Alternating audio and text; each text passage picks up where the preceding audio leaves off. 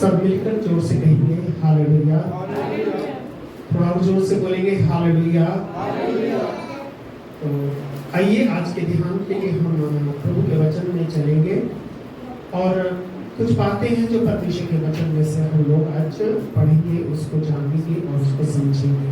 ठीक है, तो परमेश्वर का जो ये वचन है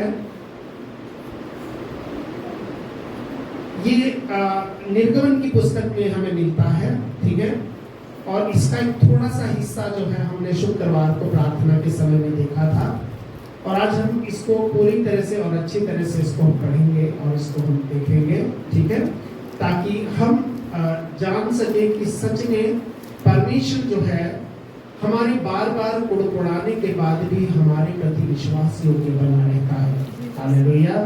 परमेश्वर हमारे बार बार कुड़कुड़ाने के बाद भी हमारे प्रति विश्वास योग्य बना रहता है। ठीक है, तो इस वचन को आज हम लोग देखेंगे और बाइबल में जो है 15 अध्याय निर्गमन का हम निकाल करके इसको हाथों में रखेंगे और इसका जो है 22 वचन से लेकर 27 वचन तक हम लोग एक बार इसको पढ़ देंगे। ठीक है, और इसको कोई थोड़ा सा जोर की आवाज में पढ़ते ताकि एक बार हम इसको समझ सके कि यहाँ हो क्या रहा है। ठीक है, 22 से 27 वचन तक। ठीक है, तब मूसा इस्राएलियों को लाल समुद्र में आगे ले गया। हाँ, और वो सूर न्याय जंगल में आए। हाँ, सूर नाम जंगल में आए। हाँ, और जंगलों में जाते हुए 3 दिन तक पानी का सोता न मिला। हाँ, हाँ, फिर मारी नामक एक स्थान पर पहुंचे।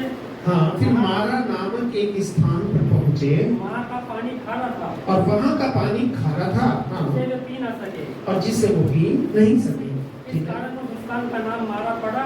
हाँ, तब वे ये कहकर मूसा के विरुद्ध बकबक करने लगे, हाँ, क्या पिए? हम क्या पिए? हाँ, तब मूसा ने यहोवा की दुआई दी और यहोवा ने उसे एक पौधा बतला दिया, हाँ, जिसे जब उसने पानी में डाला तो वह पानी मीठा हो गया। जिसे उसने उस पानी में डाला तो वो पानी कैसा हो गया?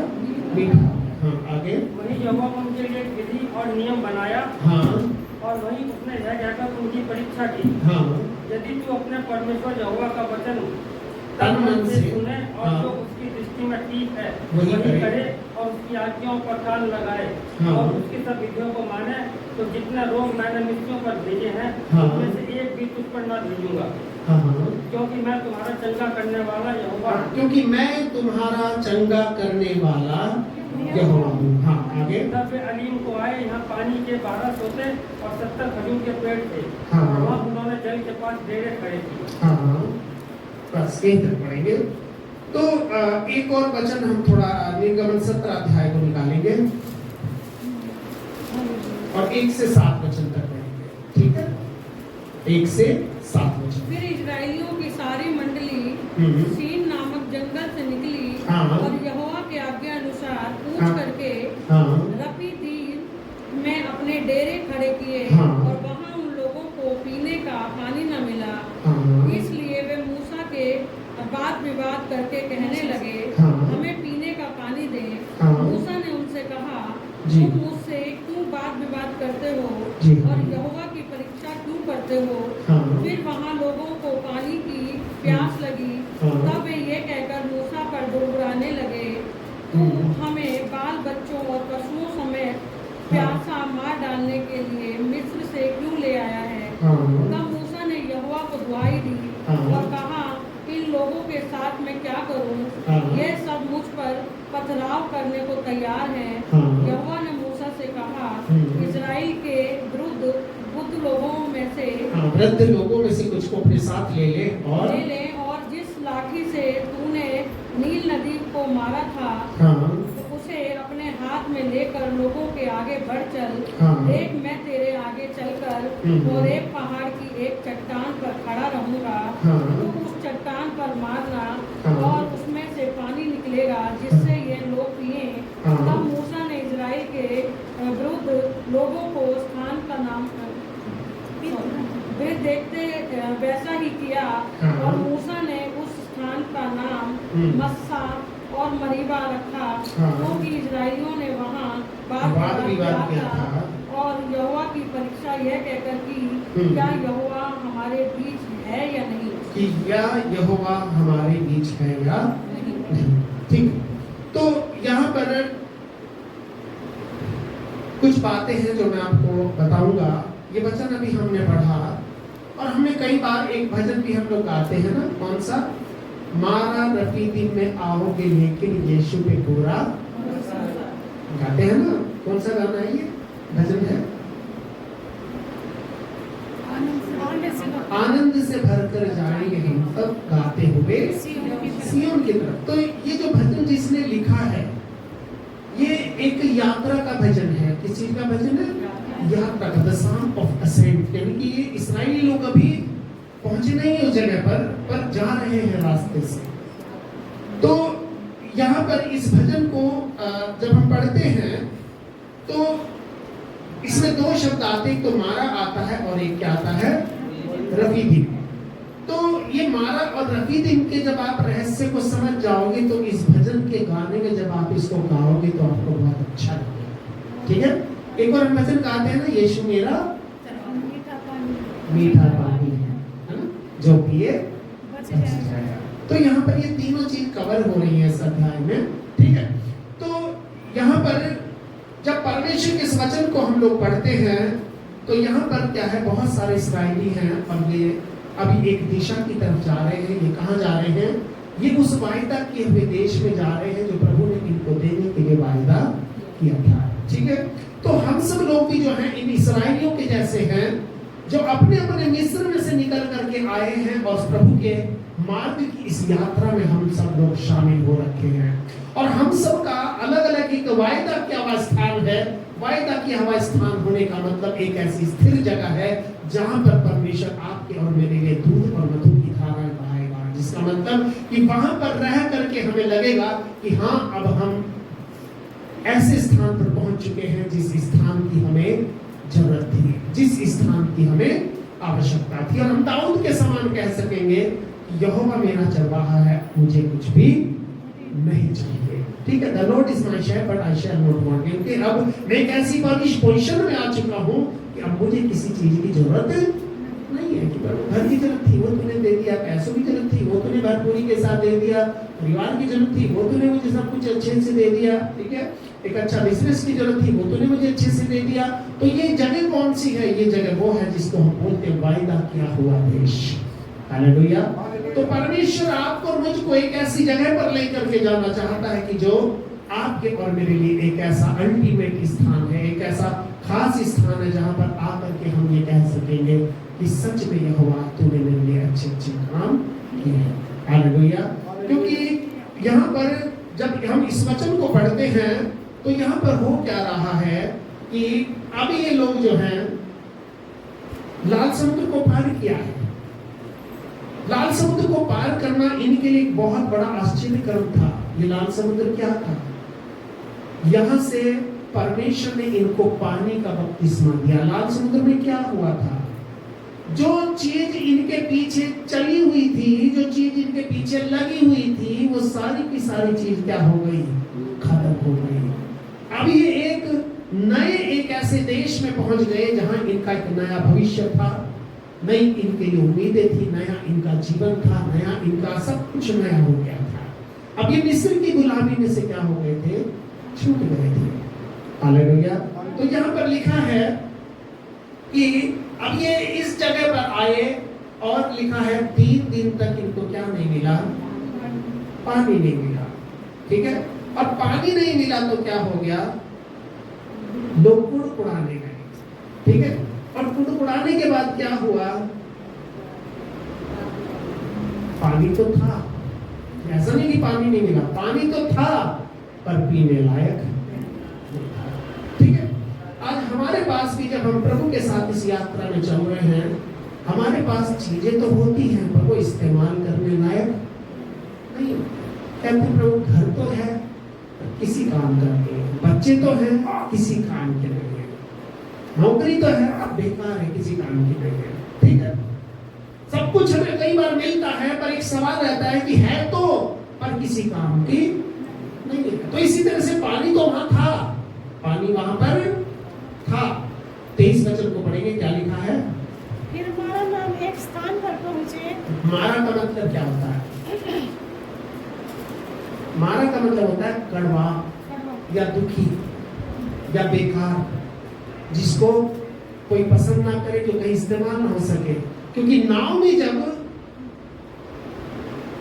मोआब के देश में गई थी और लौट कर अपने देश में आई थी, उसने कहा मुझे नाओमी, मुझे क्या कहो, क्यों कहो? क्योंकि सर्वशक्तिमान ने मुझे बड़ा दुख दिया।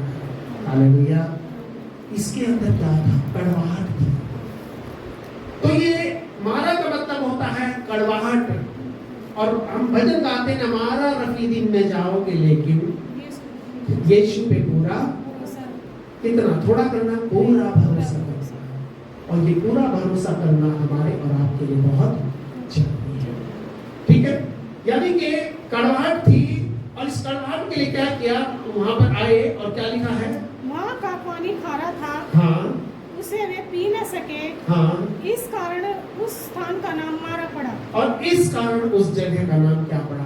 मारा पड़ा। क्योंकि मारा का मतलब ही कड़वाहट होती है, इसलिए वहां के आसपास के रहने वालों के अंदर भी क्या कड़वाहट आ गई। ये वो सारे लोग थे जिन्होंने परमेश्वर के आश्चर्य को देखा था। लाल समुद्र में से परमेश्वर ने कैसे इनको वहां पर सुरक्षित और सुखी करके बाहर निकाला था, ये सब कुछ उन्होंने देखा था। अपनी आंखों से सब कुछ देखने के बाद क्या हो गया? एक पल में जो है इनका सारा जो परमेश्वर के प्रति जो रवैया था वो क्या हो गया? बदल गया। और ये क्या करने लगे? मूसा के विरुद्ध बकबक करने लगे और कि क्या पिए, और उससे शिकायत करने लगे, भाई हम क्या पिएंगे, है ना? पानी तो है पर हमारे काम का नहीं। नहीं। कई बार जब प्रभु के साथ हम लोग चलते हैं, हमारे जीवन में कुछ चीजें होती हैं कि जो होती तो है पर वो किसी काम की नहीं होती। चाहे वो घर हो, परिवार हो, कई बार लोग के बच्चे होते हैं पर वो किसी काम के नहीं होते। लेकिन अभी क्या है कि परमेश्वर ने जो भी कुछ हमें दिया है, अगर परमेश्वर के सामने हम रुकेंगे, परमेश्वर उसके लिए उपाय करेगा। हालेलुया। क्योंकि वो कड़वे को मीठे में बदलना, और किसके द्वारा बदलेगा? थोड़ा आगे बढ़ो, क्या लिखा है? तब मूसा ने यहोवा की दुहाई दी, हाँ। और यहोवा ने उसे एक पौधा बतला दिया। तो पौधा किसने बताया? परमेश्वर ने। और ये पौधा कौन है? यीशु मसीह। हालेलुया। ये पौधा कौन है? यीशु मसीह। जब हम परमेश्वर से प्रार्थना करते हैं तो परमेश्वर अपने पुत्र के द्वारा हमारी क्या करता है? सहायता करता है। हालेलुया। हालेलुया। क्योंकि पिता सिर्फ प्रार्थना को सुनता है, और प्रार्थना कौन करता है? ये पुराना नियम है। यहाँ पे यीशु मसीह का जो रोल था वो दूसरा था, लेकिन आज का रोल ये है कि हम प्रार्थना करते हैं, यीशु मसीह सुनता है, पिता से विनती करता है, और पिता किसको? पवित्र आत्मा को भेजता है, और वो आपके मेरे जीवन में आश्चर्य को करता है। हालेलुया। और इसीलिए बाइबल में यहाँ पर लिखा है कि लोग कहने लगे कि अब क्या होगा? तो मूसा ने यहोवा की दुहाई दी और यहोवा ने उसे एक पौधा बता दिया, जिसे जब उसने पानी में डाला तब वो पानी मीठा हो गया। हालेलुया। ये पौधा जब पानी में चला गया, ये भी पानी कैसा हो गया? मीठा हो गया। ठीक है, यानी कि पानी में से जो इन्फेक्शन था वो क्या हो गया? खत्म हो गया। यानी कि जब यीशु मसीह आपके मेरे जीवन में आता है तो हमारे अंदर जो है, जो कड़वाहट होती है वो क्या हो जाती है? खत्म हो जाती है। ठीक है, और आगे तो ना पढ़ेंगे। वही यहोवा ने उनके लिए एक विधि और नियम बनाया, हाँ। और वही उसने यह कहकर उनकी परीक्षा की, हाँ। कि यदि तू अपने परमेश्वर यहोवा का वचन तन मन से सुने। यदि का मतलब जबरदस्ती नहीं है, तेरी मर्जी है, सुन या ना सुन। यदि तू अपने परमेश्वर का वचन जो है वो तन और मन से सुने, और जो उसकी दृष्टि में ठीक है वही करे, और जो उसकी दृष्टि में ठीक है वही करे, तो और उसकी आज्ञा पर कान लगाए, और उसकी आज्ञाओं पर कान लगाए, और उसकी सब विधियों को माने, और उसकी सब विधियों को माने। तो जितने रोग मैंने मिस्रियों पर भेजे हैं उनमें से एक भी तुझ पर न भेजूंगा, एक भी तुझ पर ना भेजूंगा, क्योंकि मैं तुम्हारा चिन्हित करने वाला क्योंकि मैं तुम्हारा चंगा करने वाला। यहोवा तो यहाँ पर चंगाई की बात कैसे आ गई? अभी तो ये कड़वाहट की बात हो रही थी। कड़वाहट का मतलब ये जो वो पानी पीने के लिए था, उस पानी के अंदर बीमारियां थी, उस पानी के अंदर कड़वाहट थी, वो पानी इन्फेक्शन वाला था। वो पानी पी करके उनका पेट खराब, क्योंकि पानी का आपके और मेरे जीवन के अंदर एक बहुत बड़ा रोल होता है। ठीक है, हम कई बार एक जगह रहते हैं, हम बीमार हो जाते हैं, कई बार डॉक्टर हमें कहते हैं ऐसा ही उनको कहीं बाहर घुमा लाओ, थोड़ा हवा पानी बदल जाएगा, है ना। कई बार हम दूसरी जगह जाते हैं और वहां पे हमारी पानी क्या नहीं करता, शूट नहीं करता। ठीक है, क्योंकि पानी जो पानी है वो हमारे पेट के लायक नहीं है।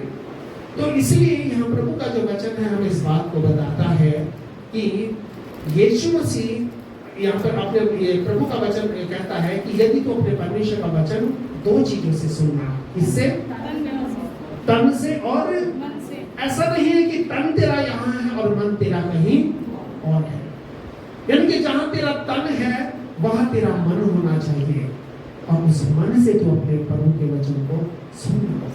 और ये वचन फिर सुनने के कारण आपके मेरे जीवन में क्या लाएगा? लिखा है जितने रोग मैंने, मिस्री कौन है? ये दुनिया है। मिस्री किसको दिखाता है?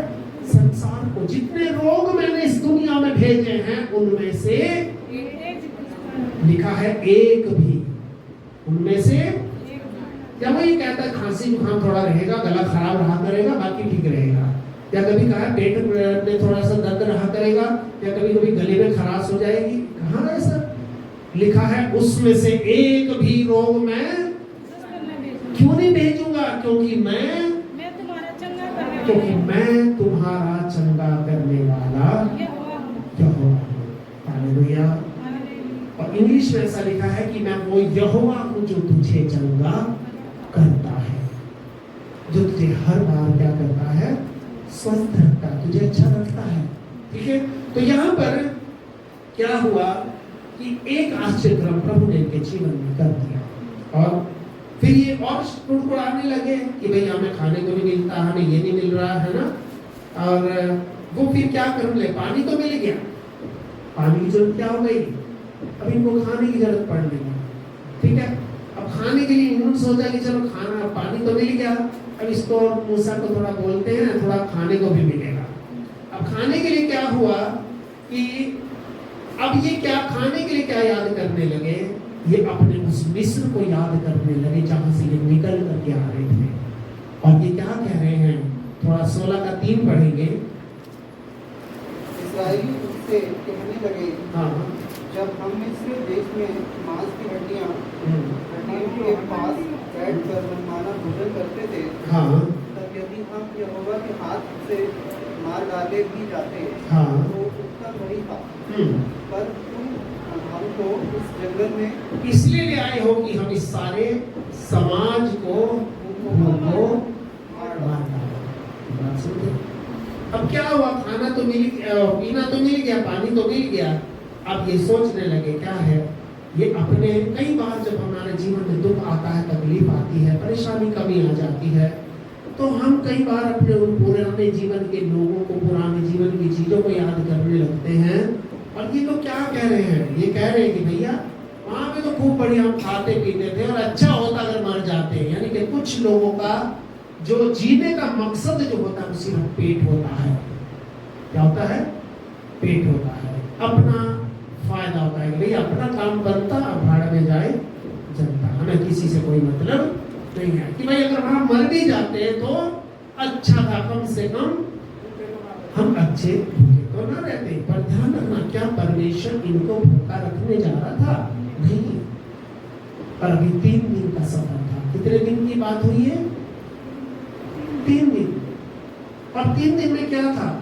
क्योंकि परमेश्वर इनकी परीक्षा ले रहा था कि कहीं ये इस परीक्षा में मेरे साथ चलेंगे या नहीं चलेंगे। और आगे 16 अध्याय में हम पढ़ते हैं कि परमेश्वर ने फिर इनके लिए मन्ना को बरसाया। किसको बरसाया? मन्ना को बरसाया। ठीक है, और इस मन्ना को बरसाने की एक और आश्चर्यक्रम देख लिया। 2 आश्चर्यक्रम होंगे ना भी इनके पर्सनल उसके लिए। पहला आश्चर्यक्रम क्या था? लाल समुद्र में से जिंदा बाहर निकलना। दूसरा आश्चर्य क्रम क्या था? कड़वे पानी का अच्छा हो जाना। तीसरा आश्चर्य क्रम क्या था? इस जंगल के अंदर इनको खाने पीने की चीजों का मिलना। और आगे एक आश्चर्य क्रम और है। अभी क्या हुआ? एक और 17 वचन को भी थोड़ा पढ़ेंगे। 17 अध्याय का पहला वचन। फिर इस्राएलियों की सारी मंडली सीन नाम जंगल से निकल कर हाँ। चली और यहोवा के आज्ञानुसार कूच करके हाँ। रफीदीम में अपने डेरे खड़े किए हाँ। और वहाँ उन लोगों को पीने का पानी न मिला। अच्छा, अब फिर वो पहले वाली समस्या फिर आ गई। पहले वाली समस्या फिर आ गई। अभी क्या था? पानी तो था पर किसी काम का नहीं था। अभी पानी है भी नहीं और पानी की उम्मीद भी नहीं है। अब ये कहते थे भाई पहले चलो जैसा कैसा था, पानी तो था, लेकिन अब तो बिल्कुल भी। अब इनको फिर से क्या हो गया? गुस्सा आ गया। फिर उसके प्रति क्या करने लगे? इसीलिए मूसा से वाद विवाद करके कहने लगे हाँ। कि हमें पीने का पानी दे। हाँ। मूसा ने उनसे कहा, तुम मुझसे क्यों वाद विवाद करते हो और यहोवा की परीक्षा क्यों करते हो? हाँ। फिर वहाँ लोगों को पानी की प्यास लगी। तब वे यह कहकर मूसा पर गुड़गुड़ाने लगे हाँ। कि तू हमें लड़के वालों और पशुओं समेत प्यासों मार डालने के लिए मिस्र से क्यों ले आया है? मिस्र से क्यों ले आया है। हाँ। तब मूसा ने यहोवा की दुहाई दी हाँ। और कहा, इन लोगों से मैं क्या करूं? हाँ। ये सब मुझे पत्थरवाह करने को तैयार है। ये सब मुझे पत्थरवाह करने को तैयार तैयार है। हाँ। यहोवा ने मूसा से कहा, हाँ। इस्राएल के विरुद्ध लोगों में से कुछ को अपने साथ ले ले हाँ। और जिस लाठी से तूने नील नदी पर मारा था हाँ। उसे अपने हाथ में लेकर लोगों के आगे बढ़ चल। हाँ। देख, मैं तेरे आगे चलकर होरे पहाड़ की एक चट्टान पर खड़ा रहूंगा हाँ। और तू उस चट्टान पर मारना, तब उसमें से पानी निकलेगा हाँ। जिसे ये लोग पिए। तब मूसा ने इस्राएलियों के विरुद्ध लोगों के देखते वैसा ही किया हाँ। और मूसा ने उस स्थान का नाम मस्सा और मरीबा रखा हाँ। क्योंकि इस्राएलियों ने वहाँ वाद विवाद किया था और यहोवा की परीक्षा यह कहकर की हाँ। कि क्या यहोवा हमारे बीच में है व नहीं। हाँ, मतलब कि उनको शक था कि परमेश्वर हमारे साथ है या नहीं है। इनको विश्वास नहीं था।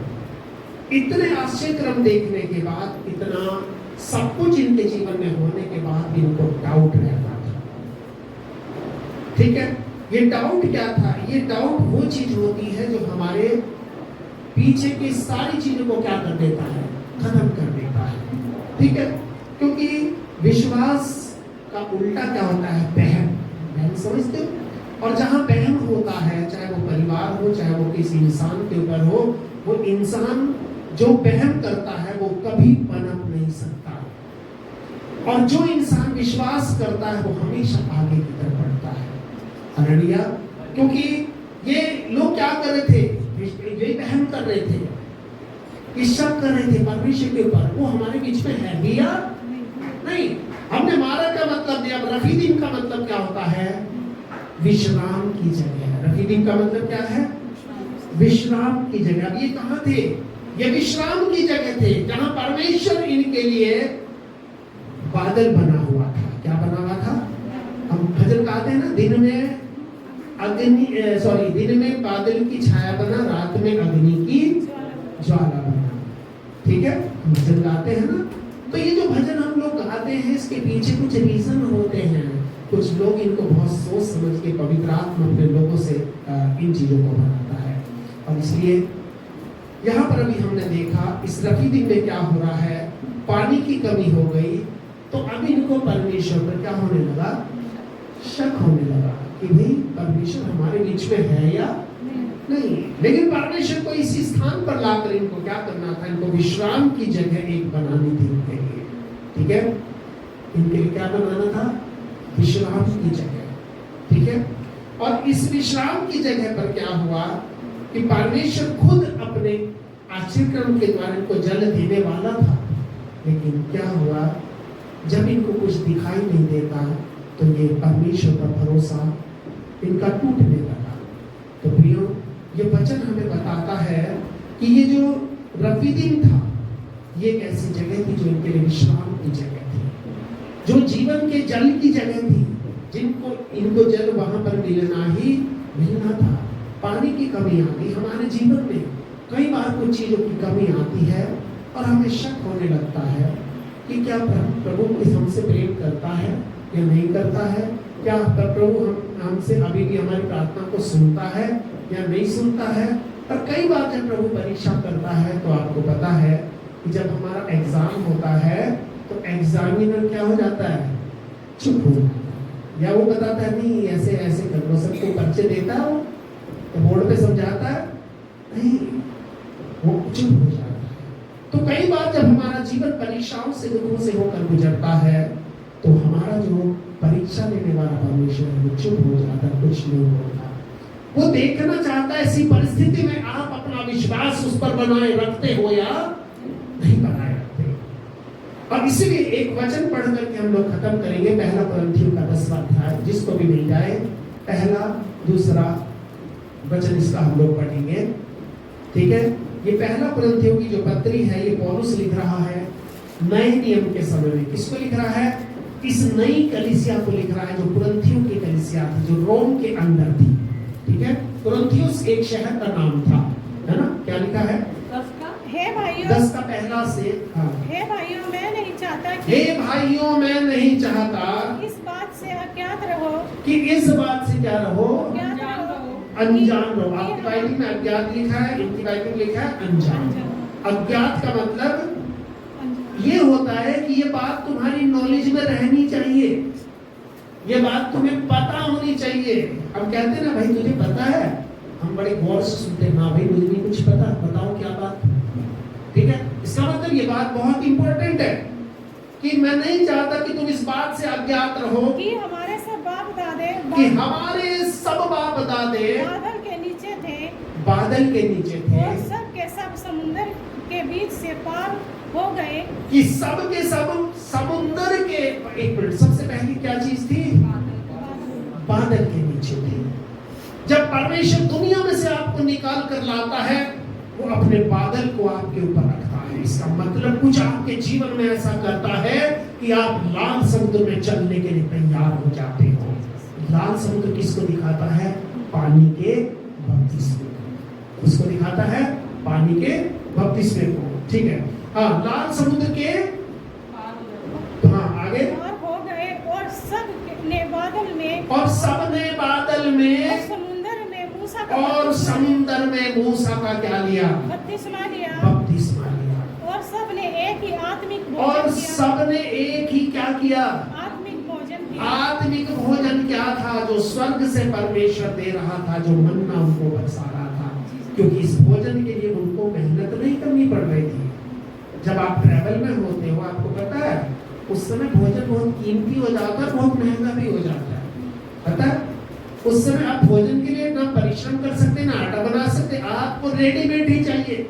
जब आप ट्रैवल में जाते हो, कहीं कार में जाते हो, कहीं बस में जाते हो, या कहीं ट्रेन में जाते हो, तो उस समय आपको दूसरे पर डिपेंड रहना पड़ता है ताकि हम कहाँ रुके जहाँ हमें अच्छा, सस्ता और बढ़िया खाना मिल जाए, ठीक है। और सबने एक ही आत्मिक भोजन, सबने एक ही आत्मिक भोजन किया, और सबने एक ही आत्मिक जल पिया, हाँ, भोजन भी किया और एक वो जल भी पिया। और क्योंकि वे उस आत्मिक चट्टान से क्योंकि पीते वो थे, उस आत्मिक चट्टान से पीते थे, जो उनके साथ साथ चलती और थी, जो चट्टान उनके साथ साथ चलती थी, और वो चट्टान मसीह था। Hallelujah, hallelujah. वो चट्टान मसीह था। इसका मतलब कि नए नियम में जो हो रहा है वो पुराने नियम की एक छाया है जो आज आपके मेरे साथ में चल रही है। इसका मतलब हम सब की यही एक डेस्टिनी है, हम सब की यही एक भाग्य है, या हम सब का एक ही वो आखिरी जो डेस्टिनेशन है वो ऐसी है कि हम सब बिल्कुल उसी तरह से चले आ रहे हैं। पहले बादल का छाया हुआ, यानी कि परमेश्वर ने कुछ हमारे जीवन में ऐसा किया, हमें अच्छा लगा, हमने परमेश्वर के साथ चलने का निर्णय लिया, उसके बाद हमने पानी के बपतिस्मे को लिया, पानी का बपतिस्मा लेने के बाद क्या हुआ? हमें जंगल का सफर तय करना पड़ा। और जंगल के सफर में क्या हुआ? हमने प्रभु के आश्चर्य कर्मों को अपने जीवन में देखा। वहां पर हमारा विश्वास मजबूत हुआ, और विश्वास मजबूत होने के बाद क्या हुआ कि फिर परमेश्वर के आश्चर्य कर्मों को हम अपने जीवन में देखने लगे। तो प्रियो, आपके मेरे जीवन के अंदर अगर प्रभु हमें दुनिया में से निकाल कर लाया है, वो आपकी और मेरी सारी जरूरतों को पूरा करेगा। क्योंकि वो परमेश्वर जो है वो आपको मुझको उस जगह पर लेकर के जाना चाहता है जहां पर वो चाहता है। वो हमें वहां नहीं लेके जाना चाहेगा जहां हम जाना चाहते हैं। हमारे प्लान अलग हैं और उसके प्लान अलग हैं। वो अपनी योजना में हमको लेकर के आएगा, वो अपनी योजना में हमें हमेशा रखेगा। और कल आने वाला भविष्य हमारा क्या होगा, ये हमारे गोल पर या हमारे लक्ष्य पर आधारित नहीं है, हमारी योग्यता पर आधारित नहीं है। ये आधारित है कि प्रभु हमें कल कहाँ ले करके जाए। हालेलुया।